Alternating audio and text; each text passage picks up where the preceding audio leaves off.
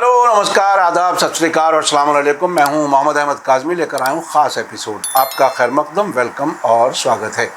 भारत के मीडिया की मौजूदा हालत के बारे में 3 मई को नई दिल्ली में इंडिया इस्लामिक कल्चरल सेंटर में हुई चर्चा के मौके पर कल आपने सिद्धार्थ वरदराजन की तकरीर सुनी, जिसे आपने काफ़ी पसंद किया है।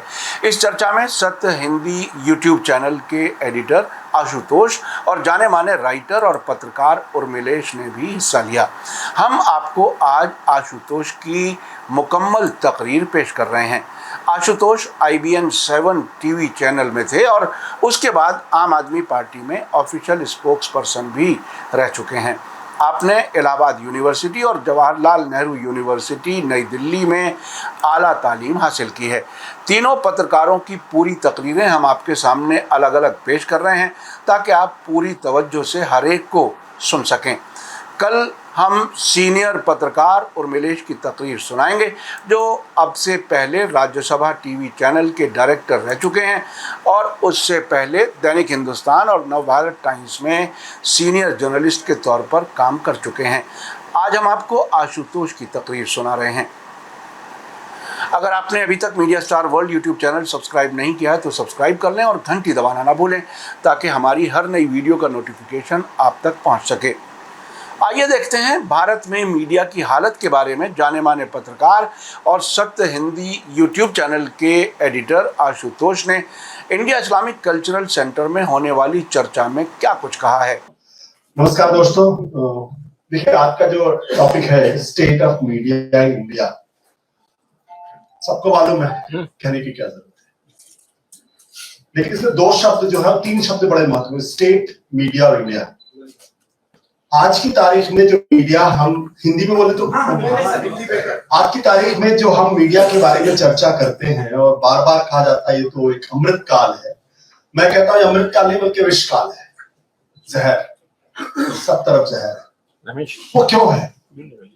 वो सिर्फ मीडिया में नहीं है बल्कि चारों तरफ अगर आप देखेंगे तो आपको चारों तरफ दिखाई पड़ेगा। उसका सिर्फ एकमात्र कारण अगर कुछ है तो वो है स्टेट।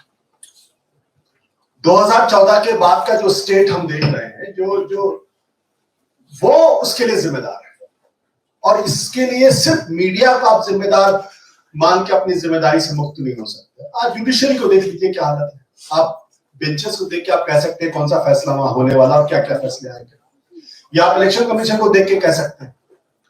यहां तक कि कोई भी इंस्टीट्यूशन अगर आप उठा के देख लें आपको साफ नजर आ जाएगा कि 2014 के पहले की स्थिति क्या थी, 2014 के बाद की स्थिति क्या है।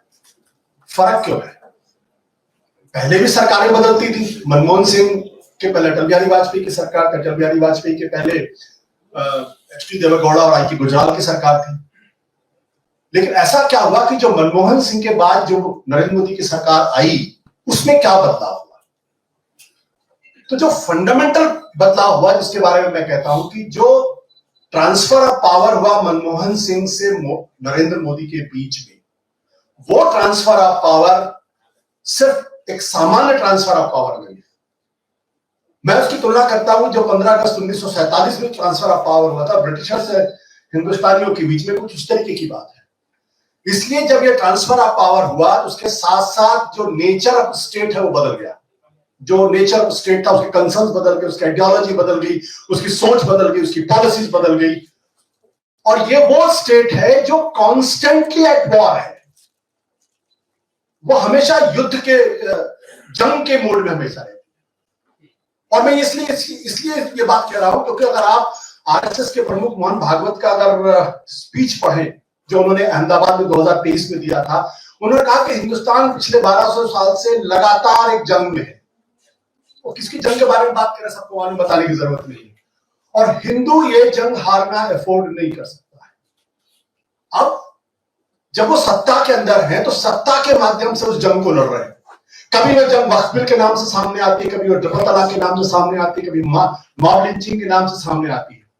तो जब तक हम इस नए स्टेट के कैरेक्टर को नहीं समझेंगे, इसका कैरेक्टर क्या है और इसका अभीष्ट क्या है, इसका टारगेट क्या है, इसका गोल क्या है। इसका गोल बहुत साफ है, हिंदुस्तान के संविधान को बदल के हिंदू राष्ट्र बनाना है। और एक जो आइडियोलॉजिकल स्टेट होता है, मैं ये नहीं कहता हूं Hindustan have turn into an ideological state, but उस आइडियोलॉजिकल स्टेट की आहट आप लगातार सुनते हैं। तो इस समाज का, सरकार से अलग कोई भी चीज जो उस हिंदू राष्ट्र बनने के रास्ते में रोड़ा अटकाने की कोशिश करेगा, वो खत्म कर दिया जाएगा, वो नहीं बचेगा, उसका अस्तित्व तो बचेगा ही। और ये कैरेक्टरिस्टिक है किसी भी आइडियोलॉजिकल स्टेट की।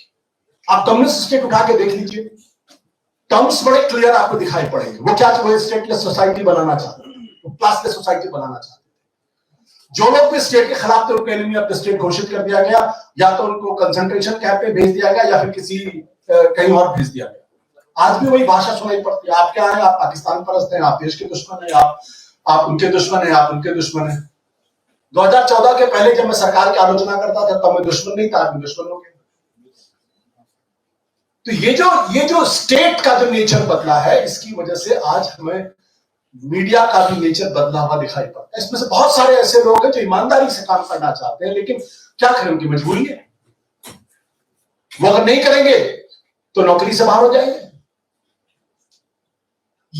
इसको हमें समझने की जरूरत। और इसमें ये सवाल सिर्फ मुसलमानों का सवाल नहीं है, सवाल सिर्फ माइनॉरिटीज का सवाल नहीं है। ये सवाल हिंदुस्तान के हर उस शख्स का सवाल है जो हिंदुस्तान के संविधान में यकीन रखता है, जो हिंदुस्तान के रूल ऑफ लॉ में यकीन रखता है, जो हिंदुस्तान के डेमोक्रेसी को मानता है, जो गांधी, नेहरू, अंबेडकर और पटेल के विचारों को मानता है। क्योंकि हिंदू राष्ट्र कैसे बनेगा? हिंदू राष्ट्र तो तब बनेगा जब इस संविधान को डस्टबिन में फेंक दिया जाएगा। उसके बिना तो बन ही नहीं सकता। तो हमको यह समझना पड़ेगा कि आज जो मीडिया का हाल है, जो मीडिया विषकाल बन गया है, जो सुबह से शाम तक जहर फैलाता है, उसका बुनियादी कारण है। इसलिए एक बहुत लंबी लड़ाई है। मुझे अच्छी तरीके से याद पड़ता है कि जब हम 2014 के पहले वो लोग जो सरकार के साथ जुड़ा करते थे पत्रकारों में, हम उनको दलाल कहते थे। आज तस्वीर ऐसी बदल गई है कि जो दलाल है वो पत्रकार बन गए हैं। जो दलाल जिनको हम कहते थे आज वो पत्रकार हैं, और जो सरकार की आलोचना करते हैं उनको देशद्रोही बता दिया गया। उनको कह दिया गया एंटी नेशनल्स, इनकी जगह हिंदुस्तान में, इनकी जगह पाकिस्तान में। 2000 के पहले जब हम ईमानदारी से पत्रकारिता करते थे तो यही लोग हमें गोद में उठा लिया करते थे, क्या बात करते, आपकी हिम्मत को दाद देते। आज जब हम इनकी आलोचना करते हैं तो कहते हैं आप तो नफरत फैलाते हैं। तो जो फंडामेंटल बदलाव जो इस देश के अंदर आया है, जब तक उसको पिन पॉइंट करके, जब तक उसके ऊपर विचार नहीं होगा, अकेले मीडिया को दोष देने से कुछ फायदा होगा, कुछ बदलने वाला नहीं। आप देखिए 2024 का जो लोकसभा का चुनाव था, हिंदुस्तान के इतिहास का सबसे कम्युनल चुनाव था। मैं सोच ही नहीं सकता कि हिंदुस्तान का प्रधानमंत्री एक कम्युनिटी को कहता है इन्फिल्ट्रेटर्स। मैं सोच ही नहीं सकता था एक पत्रकार होने के नाते, हिंदुस्तान के नागरिक होने के नाते, कि कोई ये कहेगा कि आपके मंगलसूत्र छीन के ले जाएंगे, आपकी गाय छीन के ले जाएंगे, या अगर ये लोग आ गए तो ये तो राम मंदिर को डिमोलिश कर देंगे, देश में शरिया कानून लागू हो जाएगा। मैं सोच ही नहीं सकता। कायदे से इलेक्शन कमीशन अगर कार्रवाई करता तो जिन जिन लोगों ने ये बातें कही है, 6-6 साल के लिए उनके वोटिंग राइट सीज कर लिए जाने चाहिए। उस पार्टी का जो रिकॉग्निशन है, जो इलेक्शन कमीशन जो रिकॉग्नाइज करता है, वो सीज कर लेना चाहिए। क्योंकि हिंदुस्तान का संविधान और इलेक्शन कमीशन का मैनुअल साफ तौर पर कहता है, धर्म के आधार पर आप अगर किसी के खिलाफ अगर नफरत फैलाते हैं तो आप चुनाव में हिस्सेदार लेने के हकदार नहीं है। बट क्या इलेक्शन कमीशन ने कुछ किया? क्या चुपचाप बैठा? कुछ नहीं किया उसने। क्यों? यह एक महत्वपूर्ण सवाल है, क्यों वो चुपचाप रहा? तो इसलिए मुझे लगता है कि ये पूरी की पूरी जो डिबेट है, वो डिबेट इस हिंदुस्तान की जो बुनियादी शख्सियत है उसको बदलने की कोशिश है, और उसमें मीडिया को पूरी तरीके से इस्तेमाल किया जा रहा है। और मीडिया के कितने भी बड़े-बड़े, आप बड़ी-बड़ी कंपनीज के बारे में बात करें, यही तो सारी बड़ी-बड़ी कंपनी थी 2014 के पहले, जब मनमोहन सिंह की सुबह से शाम तक आलोचना करते थे, तब क्या था? आज भी वही कंपनी, आज भी वही सेटअप, आज भी वही स्ट्रक्चर, लेकिन उनके आप सुर बदल जाते। सुबह से शाम तक सिर्फ मुसलमानों, माइनॉरिटीज के खिलाफ नफरत होती है। आप देखिए उस छोटी सी बच्ची, मैं तो सल्यूट करता हूं उस बच्ची को, उस लड़की का नाम जो हिमांशी नारवाल है। 7 दिन शादी को हो गए थे, उसके पति का कत्ल हो गया कश्मीर के अंदर। वो लड़की कह रही है कि मुसलमानों और कश्मीरियों के खिलाफ जो है वो शांति होनी चाहिए, वो इसके लिए जिम्मेदार नहीं है। और सोशल मीडिया में उस लड़की के खिलाफ जिस तरीके से गालियां दी जा रही हैं, शर्मनाक। हम सबको चुल्लू पर पानी में डूब मरना चाहिए। एक लड़की, एक बच्ची जो 28 साल की बच्ची है, जिसका 7 दिन पहले जिसके कुछ दिनों पहले उसके शौहर का कत्ल हुआ, जो ईमानदारी की बात कर रही है, जो इस देश के अंदर शांति की बात कर रही है, जो नफरत के वातावरण को खत्म करने की बात कर रही है, उसके बारे में क्या क्या कहा जा रहा है। ये शर्म की बात है हम लोग, लेकिन हो रहा और कोई बोल नहीं रहा इसलिए। तो बस मैं इतना ही कहूंगा, अभी बाकी और सवाल जवाब होंगे तो जाहिर सी बात है और तस्वीर खुलेगी कि इसको अलहदा मीडिया से जोड़कर मत देखिए। ये एक ऐसा कैंसर हमारे समाज में फैल गया है कि जब तक उस कैंसर की जड़ को नहीं समझेंगे तब तक ना तो ये लड़ाई लड़ी जा सकती है और ना ही इसका सामना किया जा सकता है। Thank you. Media star world की आज की पेशकश कैसी लगी कमेंट्स में ज़रूर लिखें। थैंक यू, धन्यवाद, शुक्रिया।